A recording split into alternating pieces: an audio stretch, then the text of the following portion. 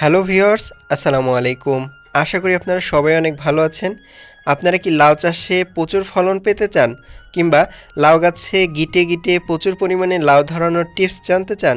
তাহলে অবশ্যই বলবো আজকে পেঁয়াজের এই উপাদানটি গাছে দিতে হবে। এর পাশাপাশি অনেকে বলেন লাউ গাছে লাউ পচে যাচ্ছে কিংবা জালিগুলো এরকম নষ্ট হয়ে যাচ্ছে, সেই সাথে ফ্রুট ফ্লাই মাছির উপদ্রব বেড়ে গেছে, কি স্প্রে করবেন জানতে চান, যাতে করে এই সমস্যাগুলো আর হবে না? হ্যাঁ ভিউয়ার্স, আজকের ভিডিওতে দেখতে পাবেন। এছাড়াও লাউ গাছে কোন খাবার দিলে 30 থেকে 40 দিনের মধ্যে অল্প সময়ে লাউ ধরবে, এজন্য অবশ্যই এই উপাদানটি তৈরি করে গাছে দেবেন, যাতে করে গাছগুলো খুবই সতেজ হবে। এছাড়াও আজকের এই ভিডিওতে একটি গুরুত্বপূর্ণ সার তৈরি করে দেখাবো, যেটি একদমই ঘরোয়া, আর এটি নিয়মিত তৈরি করে 7 দিন পর পর গাছে দিলে লাউ গাছে কিন্তু বেশ ভালো পরিমাণ লাউ ধরবে এবং লাউগুলো খুব ভালো সাইজের হবে। তাই পুরোপুরি ভিডিওটি দেখুন। চলুন শুরু করি। শুরুতেই চলুন দেখি প্রথম দ্রবণ কিভাবে তৈরি করবেন। এজন্য শুরুতে একটি পাত্র নিয়ে নেবেন, শক্ত পাত্র ব্যবহার করলে ভালো। এবার নিতে হবে পেঁয়াজ। আপনাদের সবার বাড়িতে নিশ্চয়ই এই পেঁয়াজ থাকবে, এটি খুবই ভালো গাছের একটি গুরুত্বপূর্ণ সার তৈরিতে। তো আমরা এখানে 3টি পেঁয়াজ নিয়ে নিচ্ছি। আপনারা অবশ্যই 3টি পেঁয়াজ নেবেন একটি গাছের উপাদান তৈরি করতে। দেখতে পাচ্ছেন ঠিক এভাবে পেঁয়াজের মাঝ বরাবর শুরুতেই কেটে নেবেন। এবার তারপরে আরেক ফালি করবেন, অর্থাৎ একটি পেঁয়াজকে 4 ফালি করে এরকম করে কেটে নিতে হবে। আপনারা অবশ্যই এই পদ্ধতি অবলম্বন করবেন। পেঁয়াজে থাকা গুরুত্বপূর্ণ উপাদান, যেটি গাছের জন্য বা গাছে বৃদ্ধিতে খুবই কার্যকরী, আপনারা হয়তো অনেকে এটি জানেন না। তো দেখতে পাচ্ছেন আমরা এখানে কেটে নিলাম। আপনারা এরকম 3টি পেঁয়াজ ব্যবহার করতে পারেন। এবার যা করতে হবে, এর সাথে লাগবে এই উপাদানটি। এটি হলো চা পাতা। হ্যাঁ ভিউয়ার্স, আপনারা চা খাওয়ার পর এই পাতাগুলোকে নষ্ট করে ফেলে দেন। এটি না নষ্ট করে অবশ্যই সংরক্ষণ করে রাখুন, অর্থাৎ ধুয়ে রাখুন সংরক্ষণ করে। এবার নিতে হবে লেবু। আপনারা বাজার থেকে কেনা বাতাবি লেবু কিংবা কাগজি লেবু ব্যবহার করতে পারেন, সমস্যা নেই। আপনারা একটি ব্যবহার করবেন এই দ্রবণটি তৈরির জন্য। দেখতে পাচ্ছেন শুরুতেই চাকু দিয়ে সুন্দর করে এরকম কেটে নিতে হবে। আর আপনারা অবশ্যই এটাকে ছোট ছোট কুচি কুচি করে কেটে নিতে পারেন, সমস্যা নেই। আর আপনারা চাইলে লেবুর রসটাও ব্যবহার করতে পারেন, তবে আমরা এই পদ্ধতিতে ব্যবহার করলে সারটি কিন্তু বেশ কার্যকরী হবে, আর এই সারটি বেশ কিছুদিন সংরক্ষণ করে রাখা যাবে। তো এই উপাদান 3টি নিতে হবে। এবার যা করবেন, একটি পাত্র নিয়ে নেবেন। দেখতে পাচ্ছেন এবার এই পাত্রের মধ্যে হালকা উষ্ণ গরম পানি দিয়ে নেবেন, অর্থাৎ কুসুম কুসুম গরম পানি ব্যবহার করতে হবে। এবার 250 মিলি পানির মধ্যে হবে এই 3টি উপাদান। দেখতে পাচ্ছেন শুরুতেই এখানে 2 চামচ পরিমাণ চা পাতা নেওয়া হয়েছে, আপনারা এটি দিয়ে দেবেন। এটি খুবই কার্যকরী, গাছের জন্য নাইট্রোজেনের উৎস হিসেবে কাজ করে। এবার এই লেবু কুচি করা অংশ দিয়ে দিতে হবে। দেখতে পাচ্ছেন এভাবে দিয়ে দেবেন। এবার এই পেঁয়াজের টুকরাগুলোকেও দিয়ে দিতে হবে। আপনারা আমান করে পেঁয়াজের খোসা সহকারে অবশ্যই কাটবেন, এটি কার্যকরী। তো এবার 3টি দেওয়া হয়ে গেলে সুন্দর করে কিছুক্ষণ নাড়াচাড়া করান। যেহেতু মৃদু উষ্ণ গরম পানি, তাই দেখতে পাবেন কালারটা পরিবর্তন হচ্ছে সাথে সাথেই। এটাকে 1 রাত ভিজিয়ে রাখুন।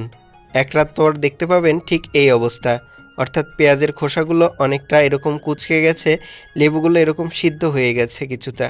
তো এবার খুব সুন্দর করে কিছুক্ষণ নাড়াচাড়া করান। এটা কিন্তু ইনস্ট্যান্ট সার। তো এবার যা করতে হবে, এবার আরেকটি পাত্রের মধ্যে এই সারটিকে সুন্দর করে ছেঁকে নিতে হবে।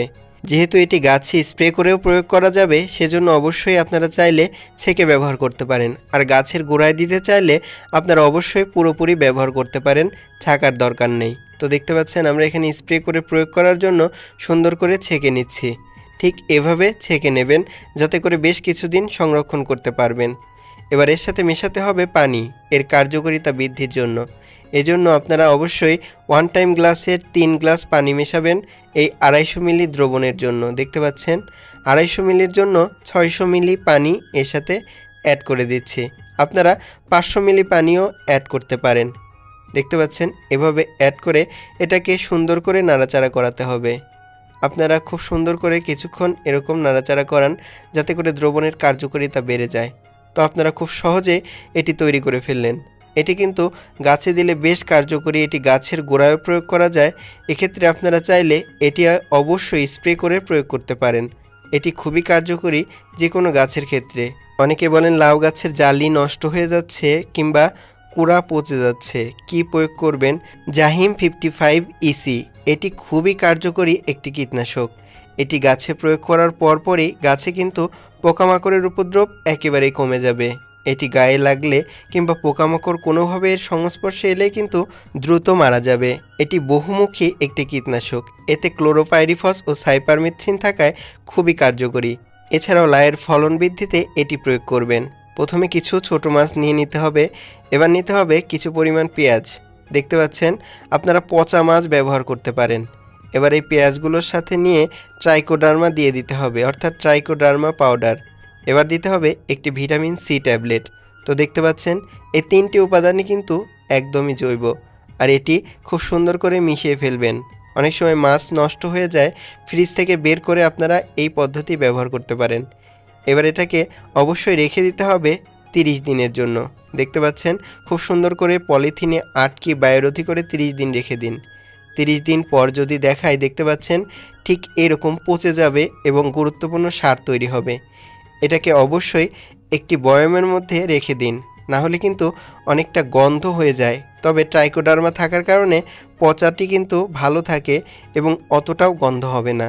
আপনারা চাইলে এর সাথে সামান্য একটু লেবু অ্যাড করে দিতে পারেন। এছাড়াও লাউয়ের কড়া বা জালি পচা রোধ করতে সকাল 8টার আগে কিংবা বিকাল 4টার পরে পুরুষ ফুল বাছাই করুন। দেখতে পাচ্ছেন, পুরুষ ফুলের গোড়ায় কিন্তু কোনো লাউয়ের জালি থাকে না। লাউয়ের পুরুষ ফুল বাছাই করে এর পাপড়িগুলোকে সুন্দর করে এরকম ছিঁড়ে ফেলুন। দেখতে পাচ্ছেন, আর ভিতরের যে অংশটি, এটি হলো পুংদণ্ড। এটি যেন কোনো ক্ষতিগ্রস্ত না হয় সেটি লক্ষ্য রাখুন। দেখতে পাচ্ছেন, এটি হলো স্ত্রী ফুল। স্ত্রী ফুলের গোড়ায় ছোট লাউ থাকে। এবার হ্যান্ড পলিনেশন করার ক্ষেত্রে এই পুংদণ্ডটি স্ত্রী ফুলের গর্ভাশয়, অর্থাৎ এই যে হলুদ অংশে এরকম 2 থেকে 3 সেকেন্ড ঘষুন। দেখতে পাচ্ছেন, আমরা এখানে সুবিধার জন্য আপনাদের দেখিয়ে দিচ্ছি। এভাবে ঘষতে থাকুন, পারলে 10 সেকেন্ডও ঘষতে পারেন। ঘষলে কি হবে, কৃত্রিম পরাগায়ন হয়ে যাবে, এতে লাউ টিকে যাবে। এছাড়াও গাছে আপনারা অনেক সময় পোকামাকড়ের উপদ্রব বেড়ে যায়। এজন্য যা করবেন, কয়েকটি রসুনের কোয়া নিয়ে নিতে হবে। দেখতে পাচ্ছেন, আমরা এখানে কয়েকটি রসুনের কোয়া নিয়ে নিচ্ছি। রসুনের কোয়া কিন্তু খুবই কার্যকরী পোকামাকড় বা বিভিন্ন রকম রোগ ব্যাধির হাত থেকে গাছকে রক্ষা করতে। তো দেখতে পাচ্ছেন, ঠিক এভাবে রসুনগুলোকে ছিলে নিতে হবে। এবার হামাম দিস্তায় বা পাটায় সুন্দর করে এরকম বেটে নিতে হবে কিংবা ছেঁচে নিতে হবে। এভাবে ছাঁচা হয়ে গেলে সামান্য একটু পানি দিয়ে নেবেন আবার, যাতে করে খুব ভালো হয়। এক্ষেত্রে আপনারা চাইলে ব্লেন্ডারও ব্যবহার করতে পারেন, তবে ব্লেন্ডারের ক্ষেত্রে আমি বলবো এভাবেই করুন। করা হয়ে গেলে এটাকে সুন্দর করে আরেকটি পরিষ্কার পাত্রে ছেঁকে নিতে হবে। দেখতে পাচ্ছেন, রসুনের যে এক্সট্রাক্ট সেটি যেন থাকে। এবার 1 চামচ পরিমাণ এই যে সরিষার তেল দিয়ে দিতে হবে এবং 1 চামচ পরিমাণ যে কোনো শ্যাম্পু এর মধ্যে দিয়ে দেবেন। দেখতে পাচ্ছেন, এখানে সানসিল্ক শ্যাম্পু ব্যবহার করা হয়েছে। এবার দিয়ে দেওয়া হয়ে গেলে সুন্দর করে নাড়াচাড়া করে দ্রবণটি তৈরি করে এটিকে একটি স্প্রেয়ার বোতলে ভরুন। এবার এতে 2 মগ পরিমাণ পরিষ্কার পানি দিয়ে দিতে হবে। দেখতে পাচ্ছেন, কম পানি দিলে কিন্তু গাছের জন্য ক্ষতিকর। এটি 7 দিন পর পর গাছে স্প্রে করুন। ধন্যবাদ।